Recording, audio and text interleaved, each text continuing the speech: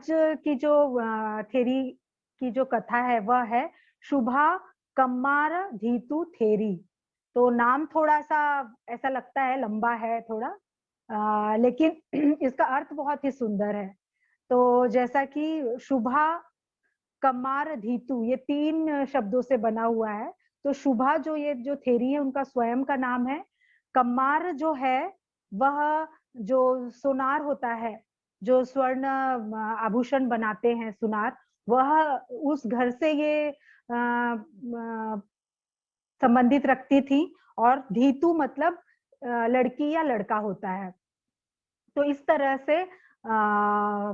हम मतलब देख सकते हैं कि इनका जो पूरा नाम है वो शुभा कम्मार धीतु। और शुभा का जो नाम है कि ऐसा उस समय कहा जाता है कि शुभा जो थी वो बहुत ही सुंदर, काफी आकर्षित और बहुत ही शोभामान थी। तो इसलिए उनका नाम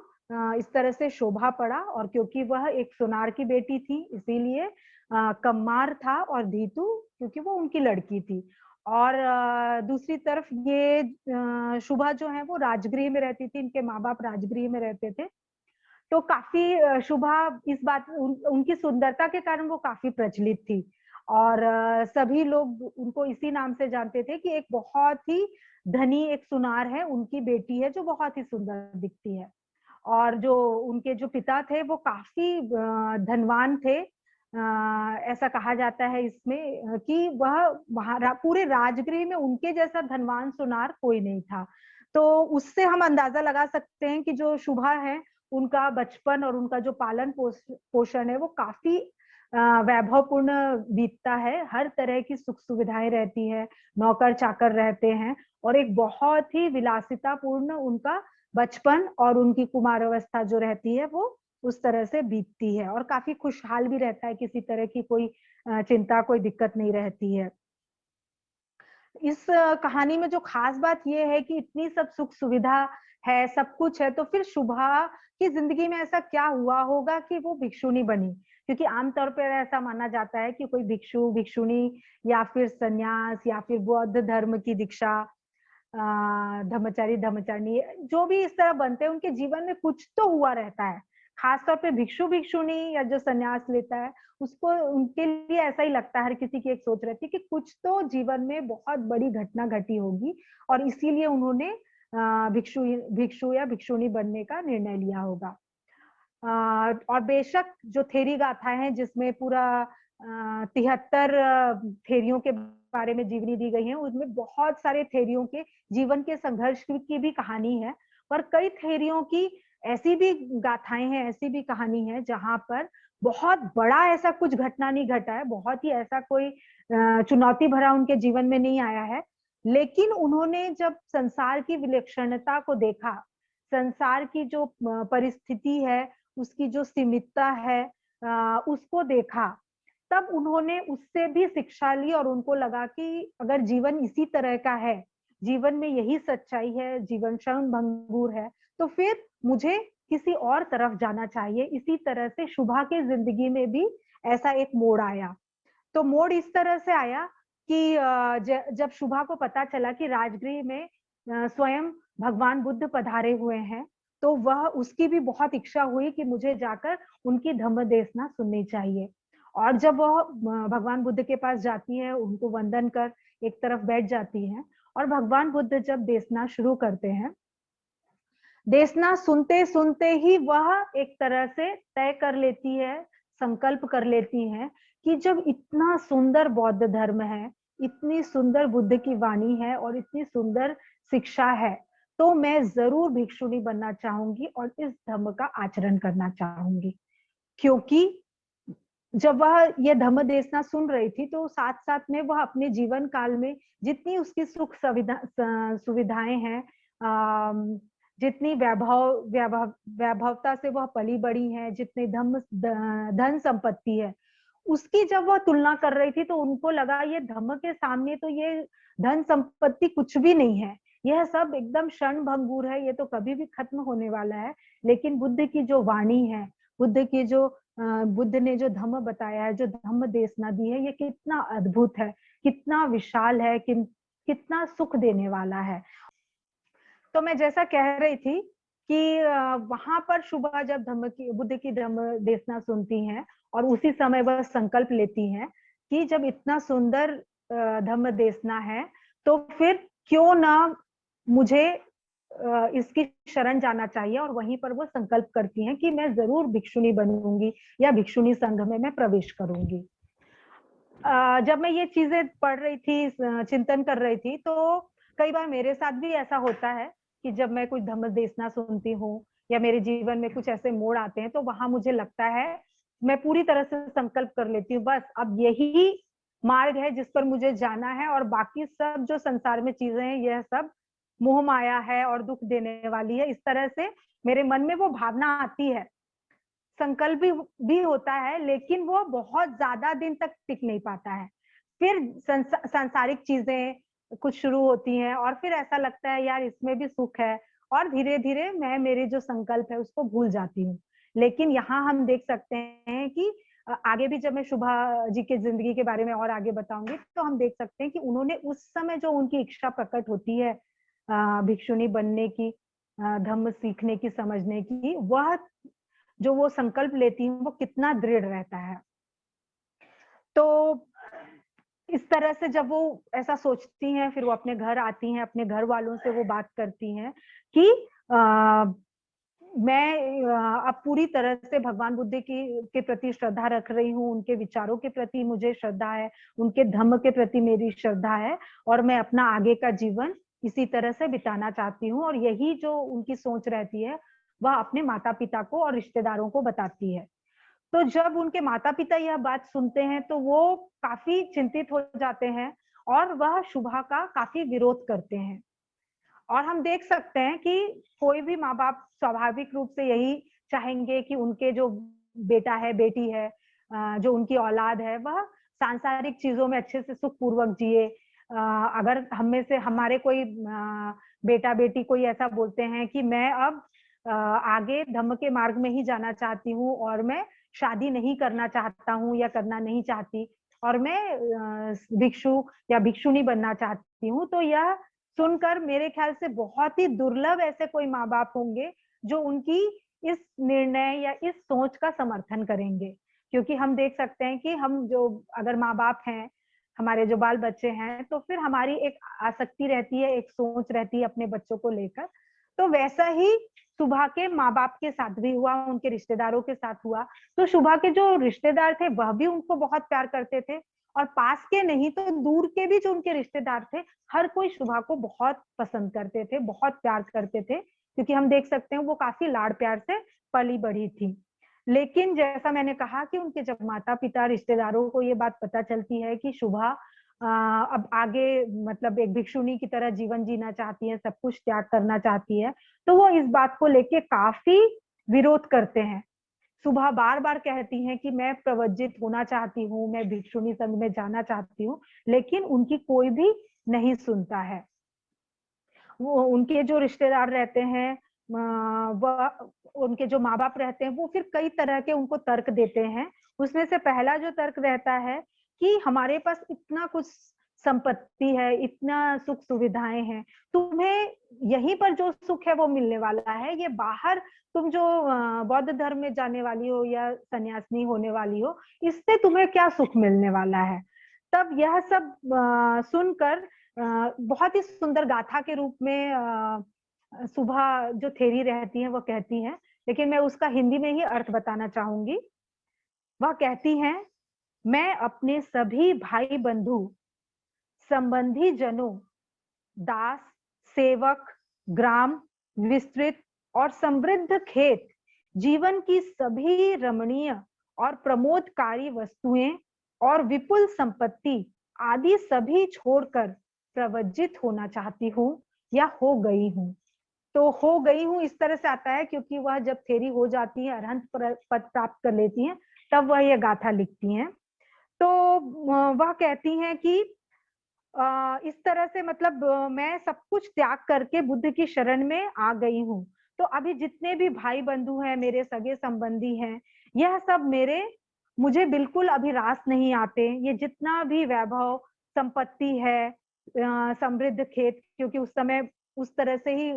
संपत्तिवान लोगों की गणना होती थी। और जितने भी यहाँ पर वस्तुएं, विपुल संपत्ति है, उस सबको छोड़कर मैं प्रवज्जित हो चुकी हूँ। और वह यह भी कहती हैं अपने रिश्तेदारों को कि क्या यह सोना चांदी धन दौलत आपके हित के लिए हो सकती है क्या, या फिर ये आपके कल्याणकारी है या फिर अकल्याणकारी है। इस तरह से सुबह अपनी बात रखती हैं, क्योंकि यहाँ पर उनके जो माँ बाप रहते हैं, परिवार वालों के बीच में इसी बात को लेकर विवाद होता है कि इतनी सुख संपत्ति है, सब कुछ है, तो फिर तुम क्यों ये सब चीजें छोड़ने पर तुली हुई हो। और सुबह अपनी बात जो कहती हैं कि मुझे अब इस धन दौलत से किसी भी तरह की कोई रुचि नहीं है, मैं इन सभी चीजों से आसक्त हो गई हूँ और इन वैभव या फिर संपत्ति के प्रति मुझे किसी भी तरह की तृष्णा नहीं है। और इस गाथा में यह भी देखने को मिलता है कि वह ऐसा कहते हुए अपने परिवार वालों को विनय करती हैं या आग्रह करती हैं कि अब जब मैं प्रव्रजा ले ही चुकी हूँ, तब मैंने यह सब जो धन संपत्ति की जो लालसा है वह सब त्याग दी है, और इसलिए आप मुझे बार बार आग्रह न करें। तो वह उनसे इस तरह विनती करती हैं, और फिर ऐसा कहा जाता है कि उसके बाद वह प्रव्रजा लेने के लिए आगे तैयार हो जाती हैं। पर जो उनके माता पिता रहते हैं वह अभी भी तैयार नहीं होते, वह उसे बार बार मनाने की कोशिश करते हैं, और वह सुबह को काफी फिर तकलीफ देने की कोशिश करते हैं। तो तकलीफ मतलब हम देख सकते हैं कि हमारे माँ बाप जब कई बार अपने बच्चों से कोई एक चीज को लेकर नहीं मानते हैं, तो वो उनको समझाने की कोशिश करते हैं। जब बच्चा नहीं समझता है और माँ बाप को, रिश्तेदारों को पता चल जाता है कि यह अब प्यार से नहीं मानने वाला है या नहीं मानने वाली है, तो उसके बाद फिर एक दूसरा तरीका अपनाया जाता है। वह फिर तो कुछ कठोर तरीके अपनाए जाते हैं, या किसी तरह का उनको दबाव देना, ताकि वह अपना निर्णय बदल ले। तो ऐसा भी सुबह के साथ होता है, उनके जो माँ बाप रहते हैं उसके साथ काफी कड़ा बर्ताव अपनाने की कोशिश करते हैं, और वह उनको बहुत ही अलग अलग तरह से मनाने की कोशिश करते हैं, और कहते हैं कि भले ही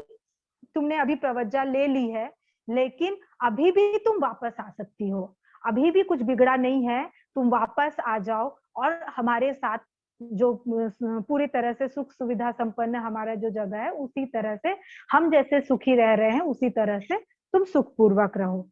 तब जो सुबह थेरी रहती है, बहुत ही सुंदर तरीके से अपने माँ बाप और रिश्तेदारों को दूसरा तर्क देती हैं, या फिर उनसे अपनी बात रखने की कोशिश करती है। वह इस तरह से कि सुबह थेरी कहती हैं कि आज मैं जहां भी देखती हूँ, लोगों के बीच में, रिश्तेदारों में, भाई भाई के बीच में, माँ बाप के बीच में, सगे संबंधियों के बीच में विवाद ही दिख रहा है।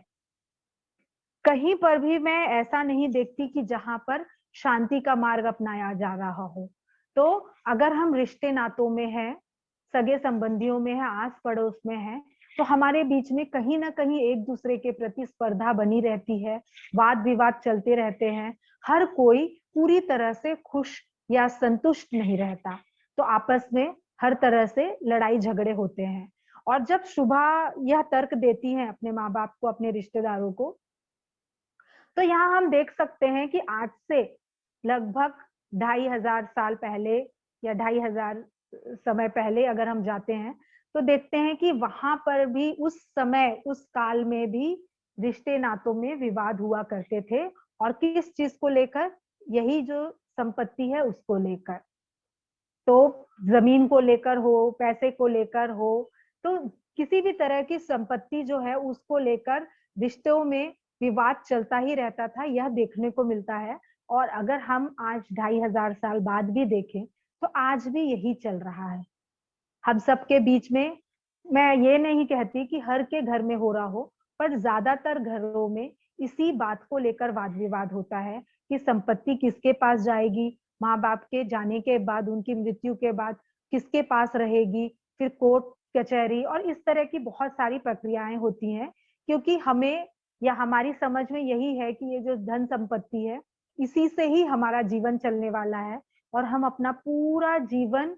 यह जो संपत्ति है, धन दौलत है, सुख सुविधा है, इसी को जमा करने में हम अपना पूरा जीवन लगा देते हैं, और हम देख नहीं पाते कि हमारा जो जीवन मिला है, मनुष्य जीवन मिला है, वह बहुत ही अमूल्य है और मुझे उसको किस दिशा में बिताना चाहिए। लेकिन जब हम यहाँ इस गाथा के माध्यम से देखते हैं तो शुभा को पूरी तरह से स्पष्ट रहता है कि उसे किसी भी तरह की सुख सुविधा नहीं चाहिए, और इसी को लेकर वह अपने रिश्तेदारों और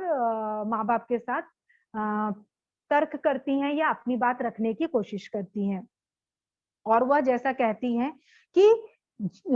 यहाँ आसपास जितनी भी चीजें मैं देख रही हूँ उसमें कहीं पर भी मन की शांति को लेकर कोई भी प्रयास नहीं कर रहा है, हर कोई संपत्ति के पीछे ही भाग रहा है। और दूसरी तरफ संपत्ति कभी भी नष्ट हो सकती है, किंतु प्रज्ञा, ज्ञान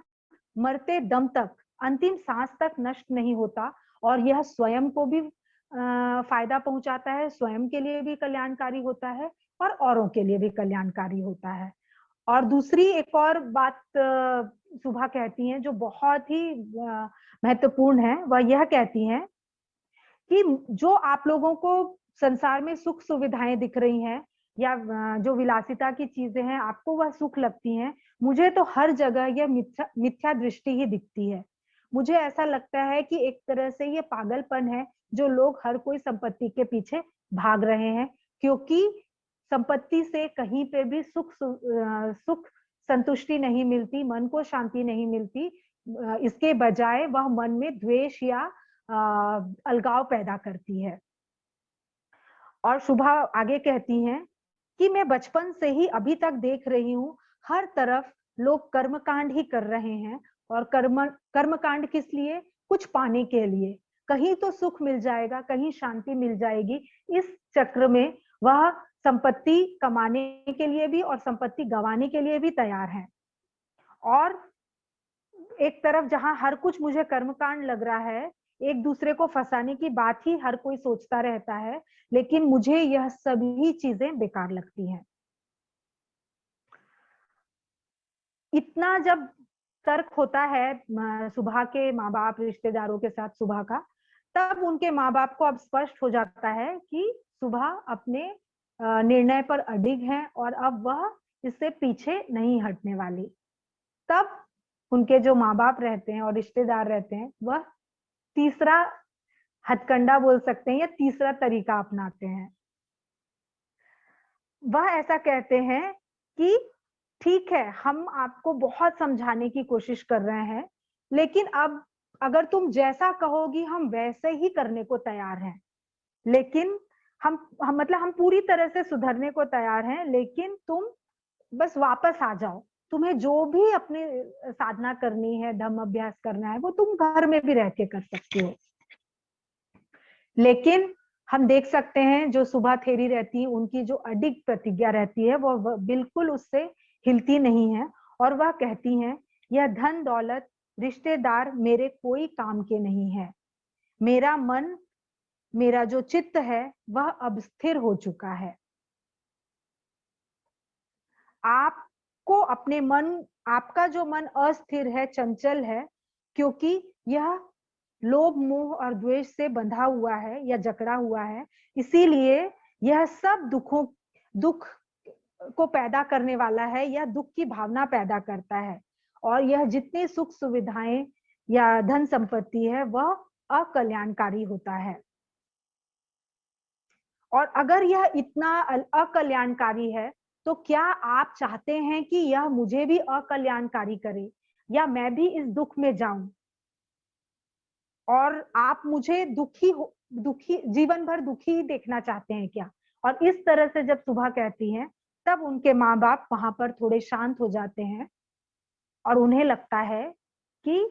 अब सुभा को मनाने से कोई फायदा नहीं, क्योंकि उसने एकदम निर्णय ले लिया है। और दूसरी तरफ हम ये भी देख सकते हैं कि कोई भी माँ बाप अपने बच्चे को दुखी नहीं देखना चाहता है, और इसी तरह से सुभा के माँ बाप और जो रिश्तेदार रहते हैं उन्हें भी लगता है कि अगर सुभा इतना कह रही हैं तो फिर हमको अब एक तरह से मान लेना चाहिए उसकी बात, और फिर वह उसको उनकी बात मान लेते हैं, और इस तरह से जो सुभा थेरी रहती हैं वह प्रवज्जित होती हैं और फिर भिक्षुणी संघ को वह शामिल हो जाती हैं। तो एक तरह से हम देख सकते हैं कि यहाँ पर जितनी भी सुभा की जिंदगी में जो संघर्ष होता है वह बाहर नहीं रहता है, क्योंकि जैसा मैंने कहा कई थेरियों के जीवन में बहुत सारे संघर्ष रहते हैं जो बाहरी रूप से आए हुए होते हैं, उनके जीवन में अलग अलग तरह के दुख होते हैं। लेकिन यहाँ पर हम देख सकते हैं जो सुभा के जीवन में जो कठिनाई आती है या जो उनको संघर्ष करना रहता है, वह स्वयं के घर के लोगों से, स्वयं के रिश्तेदारों के साथ उनका संघर्ष रहता है, उन विचारों का संघर्ष रहता है। क्योंकि एक तरफ उनके माँ बाप और रिश्तेदार जो एक तरह से गलत नहीं है, मतलब हम देख सकते हैं सांसारिक जीवन में जो जीता है उसे यही सब चीजें सुखी संपन्न चीजें लगती हैं, और हर माँ बाप अपने बच्चे को ज्यादा से ज्यादा सुख संपन्न देखना चाहता है। इसीलिए वह खुद के दुख की चिंता नहीं करते हैं, वह खुद की तकलीफ की चिंता नहीं करते हैं। और हम एक तरह से हर कोई माँ बाप अपने बच्चों के लिए धन संपत्ति इकट्ठा करता है, वह खुद स्वयं उस सुख संपत्ति का लाभ नहीं लेते, वह अपने बच्चों के लिए वो सब जमा रखते हैं। वैसे ही सुभा के माँ बाप ने भी किया। और लेकिन यहाँ पर सुभा का जो संघर्ष रहता है वह अपने माँ बाप, अपने रिश्तेदारों को वो बार बार बताने की कोशिश करती हैं कि मैं ये सभी चीजों से विमुक्त हो चुकी हूँ, मुझे इसमें अब कोई भी रुचि नहीं है, मुझे किसी भी तरह का इसमें लालसा नहीं है, और मुझे यह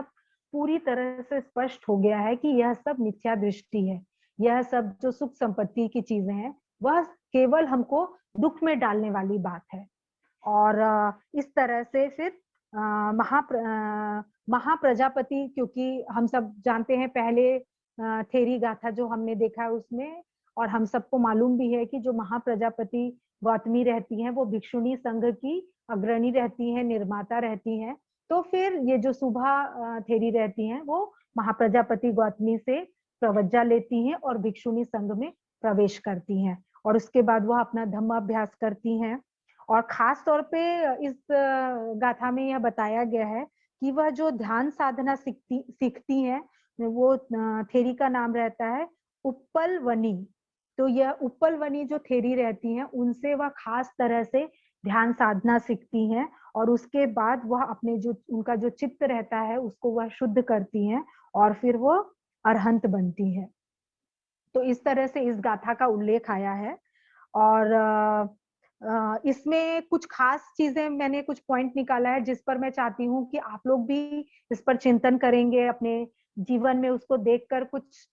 संकल्प लेते हैं आगे के लिए, तो वह काफी मददगार हो सकता है। उसमें ये गाथा में खास तौर पे हम देख सकते हैं कि बुद्ध के जमाने में भी, उस समय भी जो द्वेष की बातें आई हैं यहाँ पर वह देखने को मिलती है। और वही द्वेष, जैसा मैंने अभी कहा कि 2500 साल पहले की बात हो चाहे 2500 साल बाद की बात हो, तो ये जो द्वेष है वह उस समय भी लोगों के मन में था और आज भी हमको देखने में मिलता है। और खास तौर पे इस थेरी गाथा से हम सीख सकते हैं कि ये जो वैभव संपन्न चीजें हैं, पैसा संपत्ति की बात है, वह हमेशा या ज्यादातर हमारे मन में द्वेष पैदा करने की ही कोशिश करता है, हमारे बीच में संघर्ष पैदा होता है, एक दूसरे को एक दूसरे के प्रति